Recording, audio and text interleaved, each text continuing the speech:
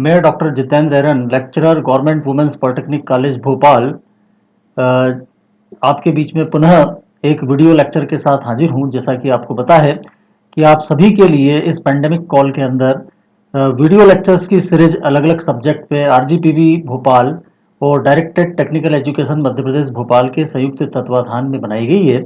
उसी कड़ी में जो आपका मैथ्स का सब्जेक्ट है, जो कि फर्स्ट ईयर में होता है, उस सब्जेक्ट के लिए मेरे द्वारा वीडियो लेक्चर्स तैयार करके आप लोगों के लिए बनाए जा रहे हैं। मैंने आपको अभी तक जो शुरू में 4 मॉड्यूल अलग अलग दिए हैं, उन 4 अलग अलग मॉड्यूल के अंदर जैसा कि मैंने आपको बताया था कि आपका जो पूरा सिलेबस है वो 5 यूनिट के अंदर डिवाइडेड है, और 5 यूनिट के अंदर से जो पहली यूनिट है वो अभी हम ले रहे हैं। और पहली यूनिट का भी पहला पार्ट जो कि एल्जेब्रा है, उस एल्जेब्रा के अंदर अलग अलग कंटेंट आते हैं। उनमें से मैंने आपको शुरू के 4 मॉड्यूल के अंदर कुछ अलग अलग कंटेंट्स के बारे में बतलाया है। एक काय के बारे में बताया था मैंने आपको, फैक्टोरियल नोटेशन, उसके बाद परम्यूटेशन, उसके बाद कॉम्बिनेशन, और जो चौथा मॉड्यूल था उसके अंदर मैंने आपको बाइनोमियल एक्सपांसन या बाइनोमियल थ्योरम उसको एक्सप्लेन किया था। इसी कड़ी में आज मैं आपके सामने एक और एल्जेब्रा का जो कंटेंट है, पार्शियल फ्रैक्शन, जिसका हिंदी नाम क्या होता है, आंशिक भिन्न। तो पार्शियल फ्रैक्शन या आंशिक भिन्न क्या होती है, पार्शियल फ्रैक्शन की प्रॉब्लम किस टाइप की आपके सामने आएंगी, उन प्रॉब्लम को सॉल्व करने का क्या टेक्निक होगा, अलग अलग एग्जाम्पल्स के माध्यम से मैंने यहाँ पे अब जो अपना प्रेजेंटेशन तैयार किया है, उस प्रेजेंटेशन को मैं आपको यहाँ पे 1 बाय 1 स्लाइड्स के माध्यम से एक्सप्लेन करूंगा। तो देखिए, आज का जो हमारा लेक्चर है, मैंने आपको शुरू में बताया था कि जितने भी लेक्चर आपके सामने आ रहे हैं उसमें से हर लेक्चर के लिए एक कोर्स आउटकम और साथ में एक लर्निंग आउटकम यहाँ पे बनाया गया है। जहाँ तक कोर्स आउटकम का सवाल है, कोर्स आउटकम वही कॉमन है जो कि पिछले 4 लेक्चर में भी था। लर्निंग आउटकम थोड़ा सा यहाँ पे चेंज हो गया है। लर्निंग आउटकम यहाँ पे इस प्रकार से है कि आप ये जो पर्टिकुलर लेक्चर है इसको जब अटेंड करेंगे, तो इसको अटेंड करने के बाद आपके अंदर कौन सी क्वालिटी डेवलप होने वाली है, कौन सी एबिलिटी डेवलप होने वाली है, उसका इस लर्निंग आउटकम में जिक्र किया गया है कि आप सभी लोग क्या इसके बाद आपके अंदर क्या काबिलियत आ जाएगी, understand algebraic fraction and it's conversion in partial fraction. यानी आप सभी लोग इस लेक्चर के बाद ये समझ पाएंगे कि एल्जेब्रिक फ्रैक्शन या बीजगणितीय भिन्न से क्या मतलब होता है, और फिर हम ये भी समझ लेंगे कि किसी भी एल्जेब्रिक फ्रैक्शन या बीजगणितीय भिन्न को किस प्रकार से आंशिक भिन्न या पार्शियल फ्रैक्शन के अंदर कन्वर्ट किया जाता है, बदला जाता है। तो आइए हम स्टार्ट करते हैं। सबसे पहले बात, यदि हम फ्रैक्शन की करें, भिन्न की करें, तो गणित या मैथ्स के अंदर फ्रैक्शन या भिन्न का जब भी जिक्र आता है तो आपके दिमाग में तुरंत आता है 2/3, 3/4, इस टाइप के जो नंबर्स होते हैं उनको अपन क्या बोलते हैं, फ्रैक्शनल नंबर या भिन्नात्मक संख्या। जो भी फ्रैक्शनल नंबर होता है वो जनरली p अपॉन क्यू के फॉर्म में होता है, ठीक है ना। लेकिन यहां पर जिस फ्रैक्शन की बात कर रहा हूं वो फ्रैक्शनल नंबर नहीं है, बल्कि मैं आपके सामने बात कर रहा हूं एल्जेब्रिक फ्रैक्शन की, जिसका हिंदी नाम क्या होता है, बीजगणितीय भिन्न। बीजगणितीय भिन्न के अंदर सबसे इंपॉर्टेंट चीज यह है कि p बाई क्यू के फॉर्म में आपके पास जो भी एक्सप्रेशन आएगा उसमें p और q दोनों अपने आप में क्या होंगे, पॉलिनोमियल। p और q दोनों अपने आप में क्या होंगे, बहुपद। पॉलिनोमियल या बहुपद का मतलब क्या होता है, आप सभी लोगों ने पढ़ा भी होगा कि पॉलिनोमियल या बहुपद का मतलब होता है एक पर्टिकुलर वेरिएबल, या जैसे जिसको हम कहें x, या कभी कभी वो y भी हो सकता है। तो x या y जो भी वेरिएबल हम लें उसके फॉर्म में कोई भी एक्सप्रेशन जो कि पॉजिटिव पावर के फॉर्म में आ रहा है ना, x की पॉजिटिव पावर के फॉर्म में आ रहा है, और साथ में उनके जो कॉफिशिएंट आएंगे वो कुछ भी हो सकते हैं। तो इस टाइप का जो भी एक्सप्रेशन होता है जिसमें होल पॉजिटिव होल नंबर के जो रहेंगी वो पावर के फॉर्म में रहेंगी, तो उसको हम क्या बोलेंगे, पॉलिनोमियल बोलेंगे। जैसे for example 2x minus 1, 2x, x square plus 1, x cube minus 1, x minus 1, x plus 1, this all are polynomial. ये सभी अपने आप में क्या है, बहुपद है। तो यदि आपके पास दो बहुपदों का रेशो हो, दो बहुपदों का अनुपात हो, ठीक है ना, तो उसको हम क्या बोलेंगे, एल्जेब्रिक फ्रैक्शन बोलेंगे। तो पहली बात तो हमें यह समझ में आनी चाहिए कि आपके पास जो भी प्रॉब्लम रहेगी वो एक एल्जेब्रिक फ्रैक्शन के फॉर्म में रहेगी, ठीक है। एल्जेब्रिक फ्रैक्शन माने इस टाइप की जो मैंने आपके सामने लिखी है। अब यहाँ पे दूसरी हमें इंपॉर्टेंट बात यह समझनी होगी कि जो भी आपको एल्जेब्रिक फ्रैक्शन दिया जाएगा वो प्रॉपर है या नहीं, क्योंकि पार्शियल फ्रैक्शन जिसका हम अभी बात करने वाले हैं, उस पार्शियल फ्रैक्शन में हम किसी एल्जेब्रिक फ्रैक्शन को रिजॉल्व करेंगे। जो भी एल्जेब्रिक फ्रैक्शन आपको दिया जाएगा उस एल्जेब्रिक फ्रैक्शन को आप पार्शियल फ्रैक्शन में कन्वर्ट करेंगे, पार्शियल फ्रैक्शन में रिजॉल्व करेंगे। तो आपको सबसे पहली चीज ये ध्यान रखनी है कि जो भी एल्जेब्रिक फ्रैक्शन आपको दिया जाएगा, that fraction must be proper. वो अपने आप में क्या होना चाहिए? प्रॉपर होना चाहिए। प्रॉपर होने की क्या कंडीशन है? प्रॉपर होने की कंडीशन ये है कि P अपॉन क्यू के फॉर्म में या न्यूमरेटर अपॉन डिनोमिनेटर के फॉर्म में जो भी एक्सप्रेशन, जो भी एल्जेब्रिक फ्रैक्शन आपको दिया जाएगा, उसमें डिनोमिनेटर की डिग्री न्यूमरेटर की डिग्री से ज्यादा होनी चाहिए। डिनोमिनेटर न्यूमरेटर अपॉन डिनोमिनेटर वाला फॉर्म है, यानी हम यूं कहें कि जो नीचे वाला पार्ट है, उस नीचे वाले पार्ट की डिग्री ऊपर वाले पार्ट की डिग्री के कंपैरिजन में ज्यादा होनी चाहिए। जैसा कि आपके सामने ये जो तीन फ्रैक्शन मैंने लिखी है, इसमें पहली वाली फ्रैक्शन आप देख रहे हैं कि न्यूमरेटर के अंदर जो भी पॉलिनोमियल आ रहा है उसकी डिग्री कितनी है? 1। और डिनोमिनेटर के अंदर जो भी पॉलिनोमियल आ रहा है उसकी डिग्री कितनी है? 3। क्यों डिग्री 3 बोल रहा हूं? क्योंकि इसमें मैक्सिमम पावर 3 आ रही है, इसमें मैक्सिमम पावर 1 आ रही है। तो आप देख रहे हैं कि डिग्री किधर ज्यादा है? नीचे की तरफ ज्यादा है। और नीचे की तरफ अगर डिग्री ज्यादा है, इट मीन ये फ्रैक्शन अपने आप में क्या है? प्रॉपर। अगर दूसरे वाले फ्रैक्शन की हम बात करें, तो दूसरे वाले फ्रैक्शन में हम देख रहे हैं कि न्यूमरेटर के अंदर डिग्री कितनी आ रही है? 1। और डिनोमिनेटर के अंदर भी डिग्री 1 आ रही है। और न्यूमरेटर और डिनोमिनेटर दोनों में डिग्री 1 1 आ रही है। It mean that fraction is not proper. क्योंकि प्रॉपर होने के लिए क्या जरूरी है? कि डिनोमिनेटर की डिग्री ज्यादा होनी चाहिए, और ऐसा इसमें नहीं हो रहा है। तीसरे वाले फ्रैक्शन की बात करें तो उसमें न्यूमरेटर की डिग्री 2 है, डिनोमिनेटर की डिग्री 1 है। इट मीन न्यूमरेटर की डिग्री ज्यादा है, तो this fraction is also not proper. तो आपको सबसे पहले यह पता लगाना है कि जो भी फ्रैक्शन आपको दिया जाएगा, that fraction must be proper. अब अगला काम हमारा शुरू होता है कि किसी भी गिवन एल्जेब्रिक फ्रैक्शन जो कि प्रॉपर है, उसको पार्शियल फ्रैक्शन में कैसे रिजॉल्व किया जाए। तो क्या उसका प्रोसीजर है, वो मैं आपको बताने वाला हूं। तो वन बाय वन मैंने यहाँ पे आप देखिए कि जो भी इस अगला जो स्लाइड आपके सामने आ रहा है, उस स्लाइड के अंदर आप देख रहे हैं कि वन बाय वन जो स्टेप्स मैंने आपके सामने दी हैं, ये पूरा एक प्रकार का प्रोसीजर है कि किस प्रकार से किसी एल्जेब्रिक फ्रैक्शन को पार्शियल फ्रैक्शन में रिजॉल्व किया जाता है। तो शुरुआत की चीज तो ऑब्जर्वेशन वाली है कि आपको देखना है कि आपका फ्रैक्शन प्रॉपर है या नहीं। प्रॉपर होना चाहिए। प्रॉपर नहीं होगा तो उसको हम पहले प्रॉपर बनाएंगे, ठीक है ना। उसके लिए क्या होता है बाद में देखेंगे। अब अगर फ्रैक्शन प्रॉपर है, तो आपको अगला काम यह देखना है कि जो भी उसमें डिनोमिनेटर है, जो भी उसमें नीचे वाला पार्ट है, वो फैक्टर वाले फॉर्म में है या नहीं। फैक्टर वाले फॉर्म में होने का मतलब क्या होता है? देखिए मैं आपके सामने अगली स्लाइड के माध्यम से यहाँ पे बता रहा हूं। जैसे हम बात करें, ये जो प्रॉब्लम मैंने आपके सामने लिखा है 2x upon x plus one into x plus to. 2x upon x plus one into x plus two, ये जो मैंने आपके सामने एक प्रकार का एल्जेब्रिक फ्रैक्शन लिखा है, उसमें आप देख रहे हैं कि जो डिनोमिनेटर है, उस डिनोमिनेटर को फैक्टर करके आपको दिया गया है, फैक्टर वाले फॉर्म में है। अगर दूसरे वाले एग्जाम्पल की मैं बात करूं, तो इसमें जो एल्जेब्रिक फ्रैक्शन आ रहा है, क्या वो कंप्लीटली फैक्टर्ड फॉर्म में है? तो हमारा जवाब होगा नहीं। क्योंकि आप देख रहे हैं कि इसमें x square minus one into x minus two है। X square minus one into x minus two में एक्स माइनस टू तो अपने आप में सिंप्लीफाइड फॉर्म में है, फैक्टर वाले फॉर्म में है, उसके आगे और फैक्टर बनाना पॉसिबल नहीं है। लेकिन अगर एक्स स्क्वायर माइनस वन की बात करें, तो आप सभी लोग जो 10th क्लास चूंकि पास करके आते हैं, तो इतना आप सभी लोग जानते हैं कि एक्स स्क्वायर माइनस वन का फॉर्मूला क्या होता है। एक्स स्क्वायर माइनस वन को लिखा जा सकता है x plus one into x minus one. तो एक्स स्क्वायर माइनस वन के फर्दर फैक्टर करना पॉसिबल है, और एक्स स्क्वायर माइनस वन के फर्दर फैक्टर क्या बनेंगे? X plus one into x minus one. तो ये अभी कंप्लीटली फैक्टर वाले फॉर्म में नहीं है। तो आपका पहला काम होगा कि जो भी डिनोमिनेटर में टर्म आ रहा है, उसके फैक्टर आपको बनाने हैं, अगर पॉसिबल हो तो। अगर फैक्टर करना पॉसिबल नहीं है तो डायरेक्टली हम वैसे ही आगे बढ़ेंगे, और अगर करना पॉसिबल हो तो जहां तक फैक्टर हो सके वहां तक आपको फैक्टर बनाना है। तो ये फैक्टर वाले फॉर्म में है, यहां पे फैक्टर बनाने की पॉसिबिलिटी है। और अगर इसकी बात करें तो यहां पर x माइनस वन के साथ जो आ रहा है वो x square plus five x plus six, ये एक प्रकार का क्वाड्रेटिक एक्सप्रेशन है। और ये जो क्वाड्रेटिक एक्सप्रेशन आ रहा है, इसके भी फैक्टर किए जा सकते हैं। आप जानते हैं कि जब इसके फैक्टर हमें करना होते हैं तो हम क्या करते हैं? मिडिल टर्म स्प्लिट, यानी जो बीच वाला पद होता है, उस बीच वाले पद को दो भागों में तोड़ते हैं। कैसे तोड़ते हैं? वो दो भाग इस प्रकार के होने चाहिए जिनको प्लस या माइनस करें तो बीच वाला जो टर्म है वो आना चाहिए, और उनको मल्टीप्लाई करें तो मल्टीप्लाई करने पे आजू बाजू के जो टर्म है उनको मल्टीप्लाई करने पे जितना आ रहा है उतना आना चाहिए।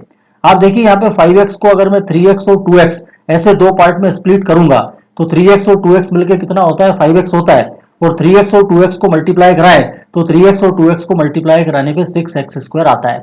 तो इस प्रकार से ये जो क्वाड्रेटिक आपके सामने टर्म है, इसके फर्दर फैक्टर हो जाएंगे, ठीक है ना। इसके फैक्टर क्या होंगे, x plus two into x plus three, ठीक है ना।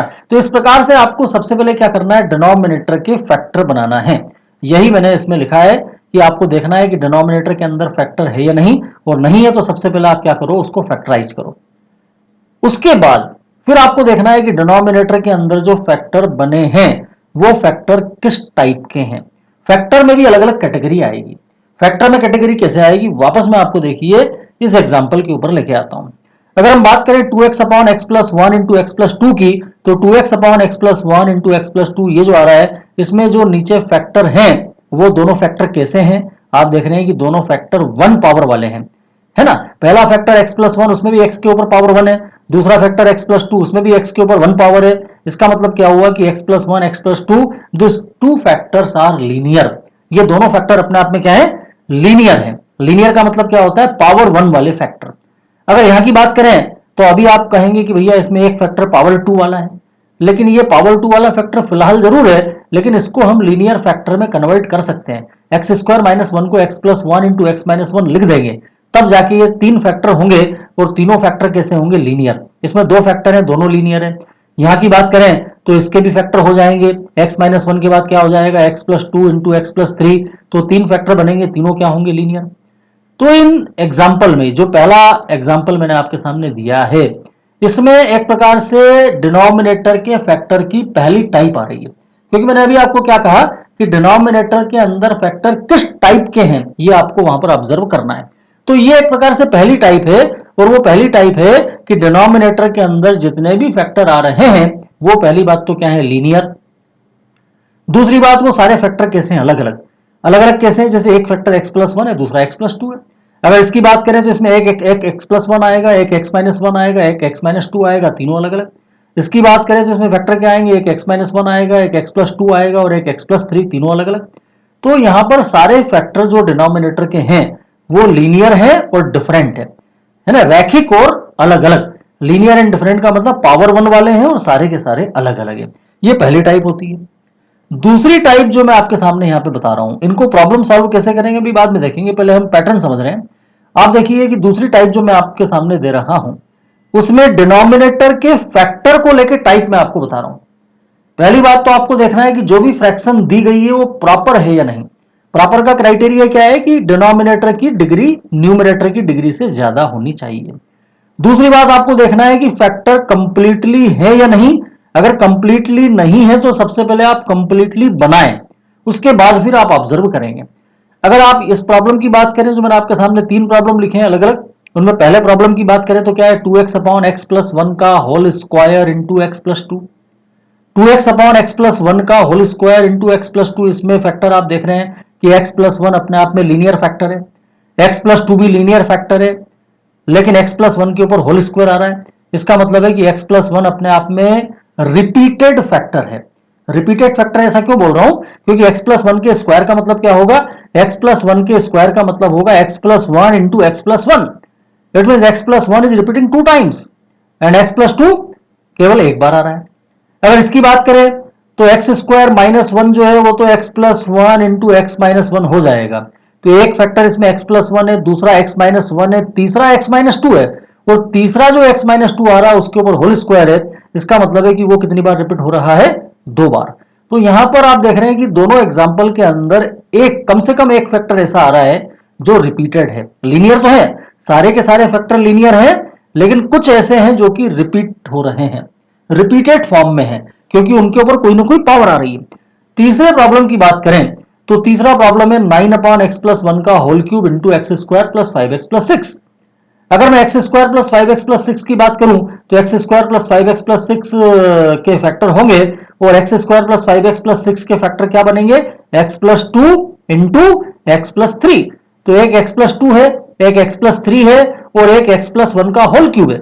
इसका मतलब क्या है कि तीनों फैक्टर लीनियर है, लेकिन एक फैक्टर ऐसा है जो रिपीट हो रहा है तीन बार।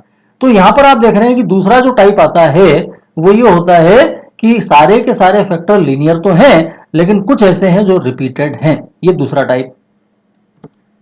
तीसरा टाइप जो मैं आपके सामने बता रहा हूं, जो लास्ट टाइप है, उसमें आप देखेंगे कि प्रॉब्लम इस टाइप की आएगी कि जो भी एल्जेब्रिक फ्रैक्शन आपको दिया जाएगा, उस एल्जेब्रिक फ्रैक्शन में डिनोमिनेटर का जो पार्ट है जिसके फैक्टर आपको बनाने हैं। अगर बने हुए हो तो बहुत अच्छी बात है, नहीं बने हुए हो तो आपको डिनोमिनेटर के फैक्टर बनाने होंगे, और फैक्टर बनाने के बाद आपको देखना है कि वो कौन सी टाइप आ रही है। तो आप यहां पर देख रहे हैं कि 3 एग्जाम्पल मैंने वापस आपके सामने लिखे हैं।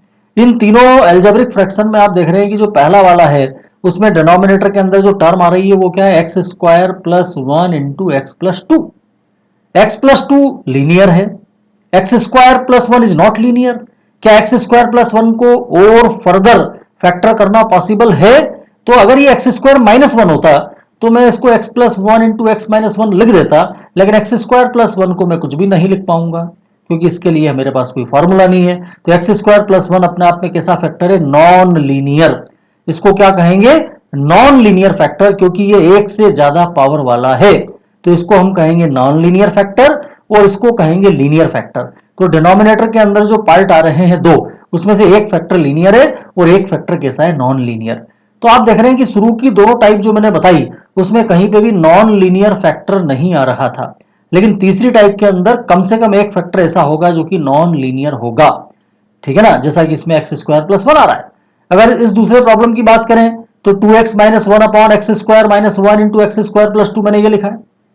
अगर इसमें एक्स स्क्वायर माइनस 1 की बात करें तो एक्स स्क्वायर माइनस 1 को तो अपन क्या लिख पाएंगे, x plus 1 into x minus 1, और इसको जब x plus 1 into x minus 1 लिख देंगे तो एक फैक्टर है एक्स प्लस 1, दूसरा है एक्स माइनस 1, तीसरा है एक्स स्क्वायर प्लस 2। तो जो तीसरा एक्स स्क्वायर प्लस 2 है वो वहां पर नॉन लीनियर है, और शुरू के दो एक्स प्लस 1 और एक्स माइनस 1 वो लीनियर है। ठीक है ना। इसी प्रकार से तीसरे प्रॉब्लम में आप देख रहे हैं कि क्या आ रहा है आपके पास नीचे x minus one into x square plus 4। X minus one अपने आप में लीनियर फैक्टर है और x square plus 4 non linear है, और वो लीनियर में कन्वर्ट भी नहीं हो सकता।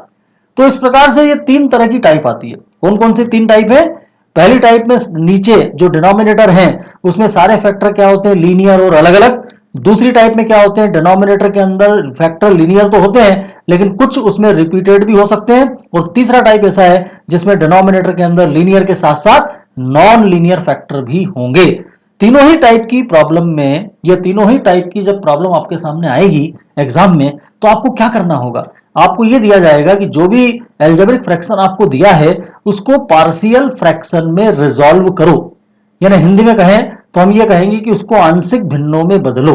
पार्शियल फ्रैक्शन में रिजॉल्व करना या आंशिक भिन्नों में बदलने का मतलब होता है कि जो भी एल्जेब्रिक फ्रैक्शन दे रखा है उसको अलग अलग पार्ट्स में डिवाइड करना। अब कितने पार्ट बनेंगे ये इस बात पर डिपेंड करेगा कि जो भी डिनोमिनेटर है उसके कितने फैक्टर हैं।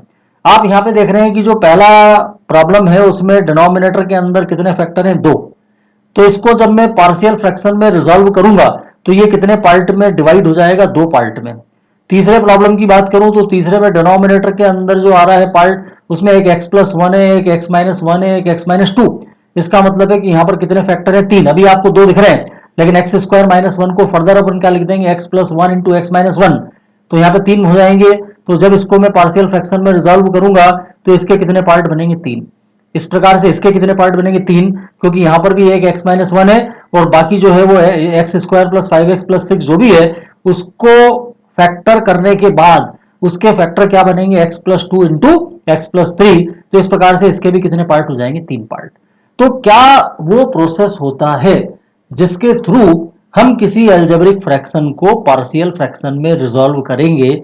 ये हम आपको तीनों टाइप की प्रॉब्लम के लिए एक एक प्रॉब्लम बता रहा हूं, उनको आप ध्यान से देखें। बाकी प्रॉब्लम आप इन्हीं को देख के करने का प्रयास करेंगे तो आपको बराबर आएंगी। आप देखिए पहला प्रॉब्लम मैं इन तीन में से ले रहा हूं, और पहला प्रॉब्लम क्या है, 2x upon x plus one into x plus two. और आपको करना यह है कि इसको पार्शियल फ्रैक्शन में रिजॉल्व करना है। क्वेश्चन है कि resolve the given algebraic fraction into partial fraction.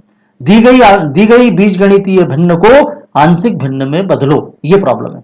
तो 2x upon x plus one into x plus two ये प्रॉब्लम है।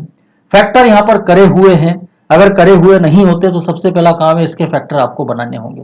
फैक्टर बनाने के बाद अब हम यहाँ पे देख रहे हैं कि कितने फैक्टर हैं, दो लीनियर फैक्टर हैं और दोनों अलग अलग है। तो आपको क्या करना है, ऊपर चाहे कुछ भी हो आपको इसको ब्रेकअप करना है। कैसे ब्रेकअप करना है, इस प्रकार से इसको आपको ब्रेकअप करना है। ए अपॉन, ए माने कांस्टेंट, ए अपॉन पहला फैक्टर प्लस बी अपॉन दूसरा फैक्टर। वापस ध्यान दें, ए अपॉन पहला फैक्टर प्लस बी अपॉन दूसरा फैक्टर। अगर यहाँ पर x plus one, x plus two और x प्लस थ्री तीसरा फैक्टर भी होता तो इसके कितने पार्ट हो जाते? तीन part, a upon x plus one plus B upon x plus two plus c upon x plus three, ऐसे इसके पार्ट आपको बना लेने हैं। अब यहां पर मैंने कितने पार्ट बना लिए? दो। अब दो पार्ट बनाने के बाद फाइनली मेरा टारगेट क्या रहेगा कि अल्टीमेटली मुझे ए और बी की वैल्यू फाइंड आउट करनी होगी, और ए और बी की वैल्यू फाइंड आउट करने के बाद मैं इसमें पुटअप कर दूंगा तो आपका फाइनल आंसर आ जाएगा। तो अब आपका अगला टास्क क्या है? ए और बी की वैल्यू निकालना। वो कैसे निकालेंगे, ध्यान दो। तो अगला स्टेप यह है कि सबसे पहले तो मैं क्या करूंगा, x plus one, x plus two, ये जो दो टर्म आ रही है A upon x plus one plus B upon x plus two, इसमें क्या लूंगा? एलसीएम। एलसीएम लेना आप सभी लोग जानते ही हैं। A upon x plus one plus B upon x plus two का एलसीएम लेंगे तो कितना आएगा? X plus one into x plus two, LCM आया। एलसीएम लेने के बाद सॉल्व करेंगे। कैसे करेंगे? सबसे पहले ए के नीचे एक्स प्लस वन है, एलसीएम को एक्स प्लस वन से डिवाइड करेंगे, और एलसीएम को जब x प्लस वन से डिवाइड करेंगे तो x प्लस वन से x प्लस वन कैंसिल हो जाएगा। हमारे पास क्या बचेगा? x plus to. तो a के साथ मल्टीप्लाई हो जाएगा x plus two, plus b के साथ इसी प्रकार से क्या मल्टीप्लाई हो जाएगा? x plus one. तो हमारे पास एलसीएम लेने के बाद यह आया। अब आप देखिए कि ये जो आया है इसमें नीचे वाला पार्ट दोनों तरफ एक जैसा है, तो नीचे वाला x plus one into x plus to को x plus one into x plus to cancel कर देना है। ये कैंसिल कर दिया। इसको कैंसिल करने के बाद हमारे पास इस तरफ क्या रह गया? 2x, और इस तरफ क्या रह गया? a into x plus two plus b into x plus one, ये बचता है। अब क्या करना है आपको, ध्यान दें। अब आपको यहां पर ए और बी की वैल्यू निकालने के लिए जो प्रोसीजर अपनाना है वो ये है कि आपके सामने ये जो बना है, ये जो एक्सप्रेशन बना है, इस एक्सप्रेशन को अपन बोलेंगे आइडेंटिटी। ये जो आइडेंटिटी बनी है, ठीक है ना, दिस इक्वल टू दिस, इसमें दोनों तरफ x की जगह जो अपना मन करे वो वैल्यू हम पुटअप कर सकते हैं, और उसको पुटअप करके हम ए और बी की वैल्यू निकाल सकते हैं। लेकिन यहां पे देखिए कि मैंने अभी आपसे बोला कि कुछ भी पुटअप कर सकते हैं, बिकॉज ये अपने आप में एक आइडेंटिटी है। इसमें हम मर्जी पड़े तो दोनों तरफ x equal to zero put up कर सकते हैं, वन पुटअप कर सकते हैं, टू पुटअप कर सकते हैं, थ्री, या जो भी हमारा मन करे। लेकिन मैंने यहां पर उसके बजाय जो वैल्यू ली है वो सिलेक्टेड ली है। मैंने यहां पर एक बार x इक्वल टू क्या पुटअप करा है? माइनस वन, और एक बार क्या पुटअप कर रहा हूं? x equal to minus two. मुझे दो अलग अलग वैल्यू पुटअप करनी पड़ेगी क्योंकि मुझे दो वैल्यू निकालनी है, ए और बी। मैंने अभी आपसे कहा कि कुछ भी पुटअप कर सकते हैं वैसे तो, लेकिन यहां पर मैं माइनस वन और माइनस टू को ही क्यों पुटअप करना चाह रहा हूं? उसके पीछे रीजन ये है कि मैं चाहता हूं कि ऐसी वैल्यू पुटअप की जाए जिससे जल्दी से, आसानी से ए और बी की वैल्यू निकल जाए। बाई द वे मैंने मान लीजिए दोनों तरफ x equal to zero put up किया होता, तो यहां पर जब मैं x की जगह जीरो पुटअप करता तो क्या बनता है? Two into zero, it mean zero. और यहां पर जब मैं जीरो पुटअप करता तो क्या बनता है? जीरो प्लस टू यानी टू ए, और यहां पर बनता है जीरो प्लस वन वन यानी वन इंटू बी बी। मेरे पास एक इक्वेशन बनता है two A plus b equal to zero. Two A plus b equal to zero एक इक्वेशन बना, लेकिन ए और बी तो नहीं आया ना, उससे एक इक्वेशन आया। लेकिन अगर मैं यहां पर x equal to minus one put up कर रहा हूं, ध्यान दो, x equal to minus one का सिलेक्शन मैंने कैसे किया? उसके पीछे मुझे ये याद रखना है कि फैक्टर जो मेरे यहां पे आ रहे हैं, लीनियर फैक्टर, वो किस टाइप के हैं। तो आप देख रहे हैं कि जो लीनियर फैक्टर आ रहे हैं दो हैं, एक x प्लस वन है, एक x प्लस टू है। तो अगर एक फैक्टर उसमें x प्लस वन आ रहा है तो आप जब x की जगह माइनस वन पुटअप करेंगे इस पूरे आइडेंटिटी में दोनों तरफ, क्योंकि आप कुछ भी पुटअप कर सकते हैं, तो x equal to minus one put up करेंगे तो माइनस वन पुटअप करते से ये जो b वाला पार्ट है ये क्या हो जाएगा? जीरो। क्यों जीरो हो जाएगा? Because minus one plus one zero, zero into b zero. तो जो भी बचेगा उसमें केवल a बचेगा और a की वैल्यू निकल के आ जाएगी, है ना। इसीलिए मैंने यहाँ पे x equal to minus one को सिलेक्ट किया है। तो x equal to minus one मैंने पुटअप कर दिया। आप समझ गए ना कि दोनों तरफ आप कुछ भी पुटअप कर सकते हैं, दो वैल्यू आपको अलग अलग पुटअप करनी है, लेकिन आप ऐसी वैल्यू को चूज करो जिसको पुटअप करने से जल्दी से a और b निकल जाए। और ऐसी वैल्यू कौन सी होती है, उसके लिए आपको देखना है कि लीनियर फैक्टर किस टाइप के हैं। अगर उसमें एक फैक्टर x प्लस वन आ रहा है तो आप डेफिनेटली दोनों तरफ x equal to minus one put up कर दो। अगर एक फैक्टर x प्लस टू आ रहा है कहीं पे भी उसमें, तो आप x इक्वल टू एक वैल्यू माइनस टू पुटअप कर सकते हैं। अगर मान लीजिए यहाँ पे एक फैक्टर x माइनस वन होता तो मैं दोनों तरफ x equal to one put up कर सकता था। अगर फैक्टर x माइनस टू होता तो मैं दोनों तरफ क्या पुटअप कर सकता था? x equal to two. तो फिलहाल मैंने दोनों तरफ x equal to minus one put up करना है एक बार, और माइनस वन पुटअप करने के बाद पूरा प्रक्रिया कर लेनी है, उसके बाद फिर माइनस टू पुटअप करना है। तो सबसे पहले जब मैं x equal to minus one put up करूंगा इस आइडेंटिटी के अंदर, तो यहां पर कितना आएगा? Minus one into two, it mean minus two. और यहां पर माइनस वन पुटअप करूंगा तो minus one plus two, minus one plus two it mean one, one into A माने A, one A into one, और यहाँ पे minus one plus one zero, तो बी इंटू जीरो। तो मेरे पास बचेगा -2 इक्वल टू ए, क्योंकि ये तो 0 हो जाएगा। तो एक प्रकार से मेरे पास ए की वैल्यू आ गई -2। तो देखिए कितनी आसानी से ए की वैल्यू निकल के आ गई। अब मैं क्या पुटअप करूंगा, -2, है ना, वापस उसी आइडेंटिटी में। जब मैं -2 पुटअप करूंगा तो यहाँ पे क्या आएगा, 2 इंटू -2 इट मीन -4, और यहाँ पे -2 प्लस 2 कितना हो जाएगा, 0, 0 यानी a इंटू 0, और यहाँ पर आएगा -2 प्लस 1 यानी -1 यानी b इंटू -1। तो मेरे पास फाइनली यहाँ पर आएगा -4, ये 0 हो जाएगा, इधर बचेगा -b, तो -4 equal to -b, it mean b equal to 4, ये b की वैल्यू निकल के आ गई। तो आपके पास a भी आ गया और बी भी आ गया, ये और बी आ गए। आप ए और बी दोनों की वैल्यू यहाँ जो पहला स्टेप था जो आपने बनाया था उसमें पुटअप कर देंगे, और जब ए और बी की वैल्यू यहाँ पुटअप कर देंगे तो मेरे पास एक प्रकार से दिस इक्वल टू दिस ये आ जाएगा। और ये जो आया है ये अपने आप में एक प्रकार से हमने गिवन एल्जेब्रिक फ्रैक्शन को पार्शियल फ्रैक्शन में रिजॉल्व कर दिया। तो ऐसे इन प्रॉब्लम को करना है। तो एक प्रॉब्लम मैंने आपको कराया, बाकी दोनों प्रॉब्लम आप इसी तरीके से कर सकते हैं। यहाँ पे 3 पार्ट बनेंगे, तो 3 पार्ट बनेंगे तो एक हो जाएगा ए अपॉन पहला फैक्टर, बी अपॉन दूसरा फैक्टर, सी अपॉन तीसरा फैक्टर। इसी प्रकार यहाँ पे भी वही 3 पार्ट बनेंगे, तो क्या हो जाएगा, ए अपॉन पहला फैक्टर प्लस बी अपॉन दूसरा, सी अपॉन तीसरा। और एबीसी की वैल्यू निकालने के लिए आपको 3 अलग अलग वैल्यू पुटअप करनी पड़ेगी, और उसके लिए वही एलसीएम लेंगे और आगे बढ़ेंगे। तो आपको आसानी से पता लग जाएगा कि हम एक्स इक्वल टू क्या पुटअप करें जिससे एबीसी आसानी से निकल जाए। तो लीनियर और डिफरेंट में तो बड़ी आसानी से एबीसी की वैल्यू निकल के आ जाती है। अब ये सेकंड टाइप की प्रॉब्लम, इसमें भी 3 अलग अलग प्रॉब्लम मैंने लिखी हैं, लेकिन 3 में से मैं किसी एक प्रॉब्लम को लेके आपको यहाँ पे समझा रहा हूं। तो मैंने यहाँ पे भी पहला वाला जो प्रॉब्लम अपना है वो लिया है, और पहले वाले प्रॉब्लम को लेके मैं पूरी जो प्रोसेस है उसको एक्सप्लेन कर रहा हूं कि कैसे इस प्रकार की एल्जेब्रिक फ्रैक्शन को आप पार्शियल फ्रैक्शन में रिजॉल्व करेंगे। हमारे पास क्या है, 2x अपॉन एक्स प्लस 1 का whole square into x plus 2, 2x upon x plus 1 का स्क्वायर इंटू एक्स प्लस 2। ये जो फ्रैक्शन मेरे सामने आ रहा है, ये फ्रैक्शन आप देख रहे हैं किस टाइप का है। इसमें डिनोमिनेटर के अंदर जो फैक्टर आ रहे हैं उनमें से दोनों फैक्टर लीनियर है, लेकिन एक फैक्टर रिपीटेड है, क्योंकि होल स्क्वायर आ रहा है, इसका मतलब है कि वो कितनी बार रिपीट हो रहा है, 2 बार। तो एक 2 बार रिपीट होने वाला फैक्टर है और एक 1 बार। तो कुल मिला के जब मैं इसको पार्शियल फ्रैक्शन में रिजॉल्व करूंगा तो इसके 3 पार्ट बनेंगे। क्यों 3 पार्ट बनेंगे, क्योंकि यहां फैक्टर भले 2 है, लेकिन एक फैक्टर ऐसा है जो कि कितने टाइम रिपीट हो रहा है, 2 टाइम्स, और एक 1 बार आ रहा है। एक 2 बार रिपीट हो रहा है और एक 1 बार आ रहा है। तो इसके 3 पार्ट बनेंगे। वो 3 पार्ट कैसे बनेंगे वो आपको यहां पे समझना है। आप देखिए सबसे पहले x प्लस 1 का होल स्क्वायर आ रहा है, उसके लिए 2 पार्ट बनेंगे। 2 पार्ट कौन से बनेंगे, एक बनेगा a अपॉन एक्स प्लस 1, दूसरा बनेगा plus b upon x plus 1 का स्क्वायर। एक a अपॉन एक्स प्लस 1, फिर देख लीजिए दूसरा बनेगा plus b upon x plus 1 का होल स्क्वायर। अगर मान लीजिए यहाँ पे x प्लस 1 का होल क्यूब है, जो कि तीसरे वाले में मैंने दिया है, ठीक है ना, तो x प्लस 1 का होल क्यूब अगर होगा तो उसके लिए 3 पार्ट बनेंगे। वो कैसे बनेंगे, a upon x plus 1 plus B upon x plus 1 का whole square plus c upon x plus 1 का होल क्यूब। अकेले x प्लस 1 के होल क्यूब के लिए 3 पार्ट बनेंगे, लेकिन फिलहाल x प्लस 1 का होल स्क्वायर है, उसके लिए 2 पार्ट बने, a upon x plus 1 plus B upon x plus 1 का होल स्क्वायर, प्लस तीसरा पार्ट x प्लस 2 के लिए बनेगा, वो एक ही बार आ रहा है, तो plus c upon x plus 2। ऐसे मैंने इसके 3 पार्ट बना लिए, और फाइनली मुझे a, b और c की वैल्यू निकालना है, और निकालकर यहाँ पे पुटअप करना है। तो उसके लिए दोबारा मैं एलसीएम लूंगा, इन तीनों का एलसीएम निकालेंगे तो x प्लस 1 का whole square into x plus 2 आएगा। ये याद रखिए कि एलसीएम हमेशा वही आता है जो गिवन एल्जेब्रिक फ्रैक्शन का डिनोमिनेटर होता है। जैसा भी डिनोमिनेटर में है वही आपका एलसीएम होगा यहाँ पे। तो आप देख रहे हैं कि इसमें x प्लस 1 का whole square into x plus 2 है, तो एलसीएम भी क्या आ रहा है, x प्लस 1 का whole square into x plus 2 आ रहा है। एलसीएम लेने के बाद आपको स्टेप्स पता है कि पहले a के नीचे x प्लस 1 है, तो अपन क्या करेंगे, एलसीएम को x प्लस 1 से डिवाइड करेंगे। x प्लस 1 के whole square into x plus 2, जब इसको x प्लस 1 से डिवाइड करेंगे तो हमारे पास क्या बचेगा, एक तो x प्लस 1 और एक क्या बचेगा, x प्लस 2।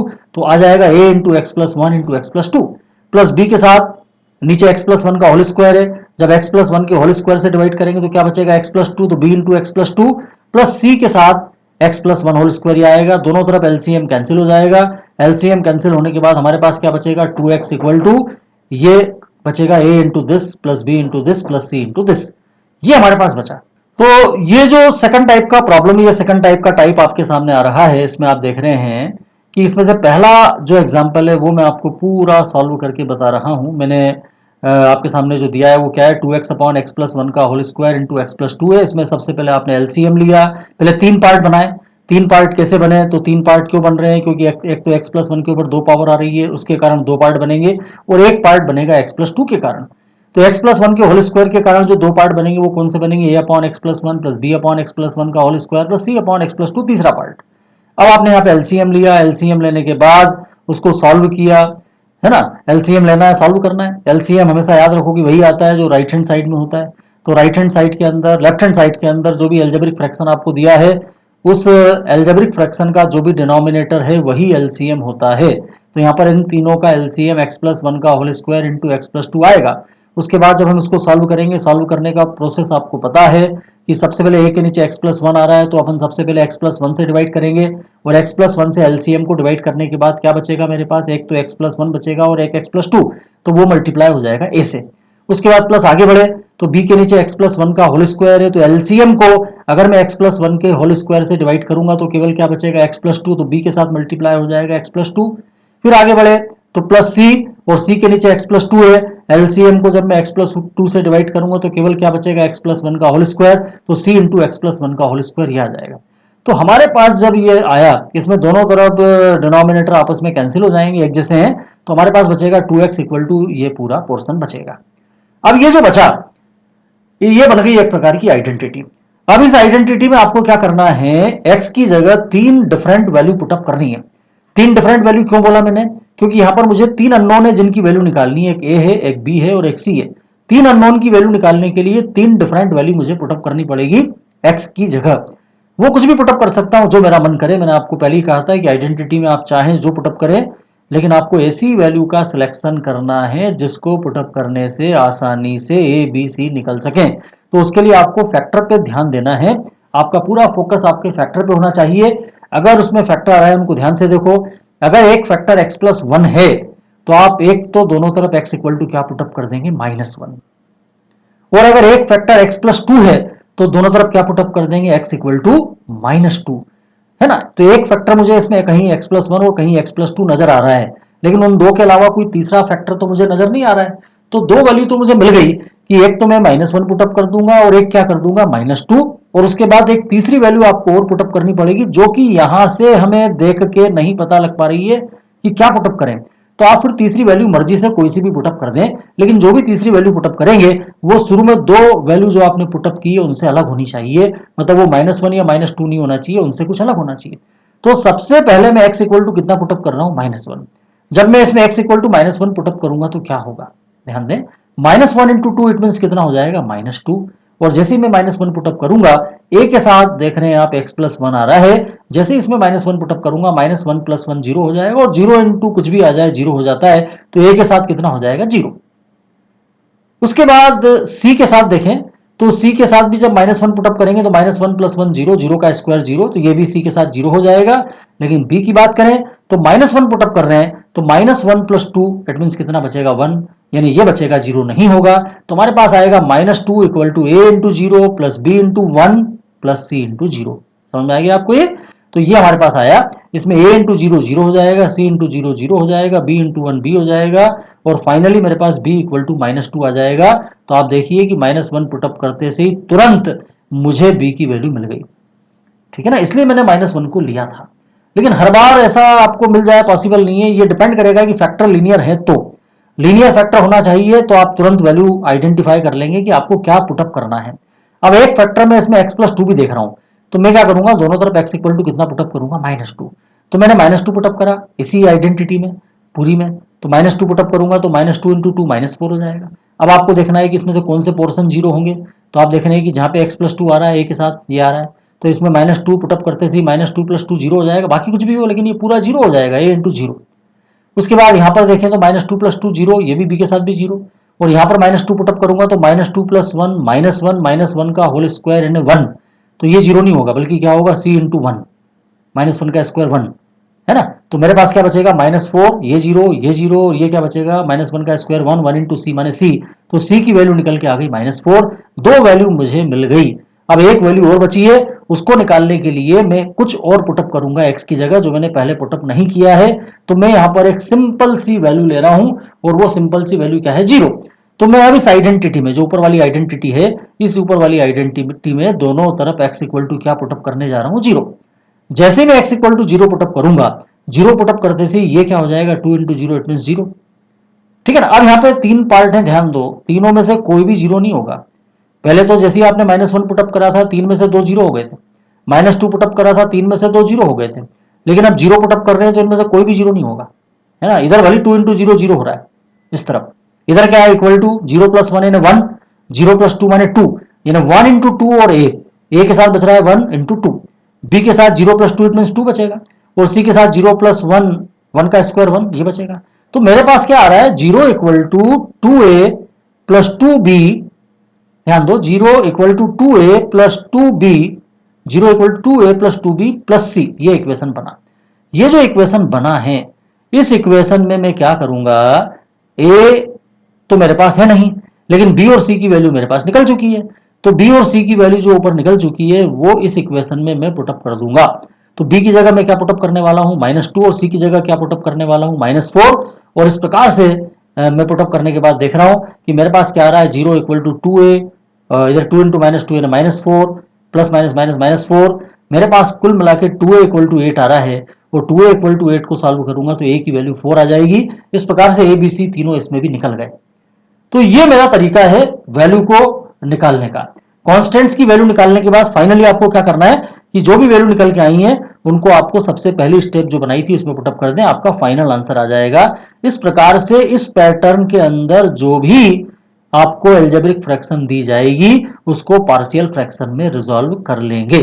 तो दो पैटर्न कंप्लीट। अब आखिरी पैटर्न के ऊपर बना रहे हैं जिसमें नॉन लीनियर और लीनियर का कॉम्बिनेशन है। और नॉन लीनियर और लीनियर का कॉम्बिनेशन अगर आता है तो क्या करना है, यह मैं इस प्रॉब्लम के माध्यम से आपको समझा रहा हूं। ये आखिरी प्रॉब्लम है। तो आप यहां पे देख रहे हैं कि जो तीसरा टाइप आ रहा है जिसमें लीनियर के साथ नॉन लीनियर फैक्टर भी मौजूद है। तो ऐसी कंडीशन में क्या करना होता है ये मैं आपको बता रहा हूं। आप देखिए, इसमें से वापस मैंने पहला वाला प्रॉब्लम लिया है आपके लिए, सॉल्व करके उसको पूरा बताया है। इसको देख के बाकी इस टाइप के जितनी प्रॉब्लम है वो आप कर पाएंगे। 2x upon x square plus one into x plus to, इसको पार्शियल फ्रैक्शन में रिजॉल्व करना। आप देख रहे हैं इसमें x square plus one non linear है, एक्स प्लस टू लीनियर है। मुझे करना यह है कि जो लीनियर है उसके लिए तो मुझे तरीका पता है ही, नॉन लीनियर के लिए देखना है। तो नॉन लीनियर यहाँ पे देख रहे हैं कि x square plus one 2 degree वाला नॉन लीनियर है जो कि लीनियर में बदला भी नहीं जा सकता है। तो 2 डिग्री वाला ये जो नॉन लीनियर है इसके लिए मैं जो पार्शियल पार्ट तैयार करूंगा वो कैसा होगा ये आपको देखना है। तो इसके लिए जो पार्शियल पार्ट होगा वो क्या होगा, A x plus B upon x square plus one. ध्यान दें, A x plus B upon x square plus one, खाली A upon x square plus one ऐसा नहीं होगा। ये नॉन लीनियर है, 2 डिग्री वाला है, तो इसके लिए पार्शियल पार्ट बना a into x plus B upon x square plus one. और अगला लीनियर है तो उसके लिए क्या हो जाएगा, plus c upon x plus to. अगर मान लीजिए यहाँ पे 3 डिग्री वाला होता कुछ जिसके फैक्टर लीनियर हो भी नहीं सकते हैं, है ना, आपको ये देखना है, ऐसा नहीं कि डायरेक्टली आपको ले लेना है। ये 2 या 3 डिग्री वाला जो भी पार्ट है अगर ये लीनियर में और रिड्यूस हो पाता है तो आपको पहले लीनियर में रिड्यूस करने की कोशिश करना है। अगर वो लीनियर में रिड्यूस नहीं हो पा रहा है तब आपको ये इस तरीके से करना है। तो अगर 3 डिग्री वाला होता, मान लो यहाँ पे कुछ और वो लीनियर में रिड्यूस नहीं हो पा रहा है, जनरली 3 डिग्री वाला आएगा भी नहीं, लेकिन अगर आता है बाई चांस तो आप क्या करेंगे यहाँ पे, उसके लिए जो पार्शियल पार्ट बनेगा वो क्या बनेगा, a x square plus b x plus c. वापस सुनिए, a x square plus b x plus c upon वो 3 डिग्री वाला पार्ट आएगा। लेकिन अभी 2 डिग्री वाला है तो क्या बना, a x plus B upon x square plus one, और एक डिग्री वाला है plus c upon x plus two. उसके बाद की प्रक्रिया वही है, वही एलसीएम आपको लेना है। एलसीएम लेके आपको सिंप्लीफाई करना है, दोनों तरफ डिनोमिनेटर कैंसिल हो जाएंगे, मेरे पास बचेगा 2x इक्वल टू ये पूरा एक्सप्रेशन। ये जो बचा, अब इसमें ए बी सी 3 वैल्यू मुझे निकालना है। 3 वैल्यू निकालने के लिए मुझे कोई ना कोई 3 वैल्यू x की जगह पुटअप करना होगी। कोई सी भी पुटअप कर सकते हैं, लेकिन आप ऐसी पुटअप करो जिससे कुछ आपको बेनिफिट हो, जल्दी से आपको एबीसी की वैल्यू मिल जाए। तो मैं यहाँ पे देख रहा हूं कि कितने फैक्टर लीनियर हैं। तो ये जो आइडेंटिटी मेरे सामने आ रही है इसमें मुझे केवल एक ही फैक्टर लीनियर नजर आ रहा है और वो है x प्लस टू, उसके अलावा कोई लीनियर फैक्टर नहीं है। तो लीनियर फैक्टर अगर x प्लस टू है तो दोनों तरफ x इक्वल टू कितना पुटअप कर दीजिए, -2। तो दोनों तरफ मैंने x इक्वल टू -2 पुटअप करा, इधर भी, और जो भी बना तो मैंने देखा इधर 2 इंटू -2 -4 बन गया। और इधर यहां पर जैसे ही मैं -2 पुटअप करूंगा, -2 प्लस 2 0 हो जाएगा, यानी ये जो पूरा ब्रैकेट ax प्लस बी इसके साथ में क्या आ जाएगा, 0। और यहाँ पे x की जगह -2 पुटअप करूंगा तो -2 का स्क्वायर 4, 4 + 1, तो कुल मिला के ये पूरा पार्ट 0 और 4 + 1 यानी 5 बचेगा, 5c। तो मेरे पास आएगा -4 = 5c, जिसको सिंप्लीफाई करके c की वैल्यू आ गई -4/5। इस प्रकार से मैंने c निकाल लिया। अब यहां पर मेरे पास ऐसा कोई सुटेबल वैल्यू नहीं है जिसको मैं सिलेक्ट करके ये देख सकूं कि इसको रख देंगे तो उसको रखने से जल्दी से वैल्यू आ जाएगी। तो जब ऐसा नहीं है तो आप अपनी मनमानी करिए, अपनी मर्जी से कोई सी भी बची हुई दो वैल्यू आप और पुटअप कर दीजिए, लेकिन जो भी वैल्यू पुटअप करेंगे वो पहले पुटअप की गई वैल्यू से अलग होना चाहिए।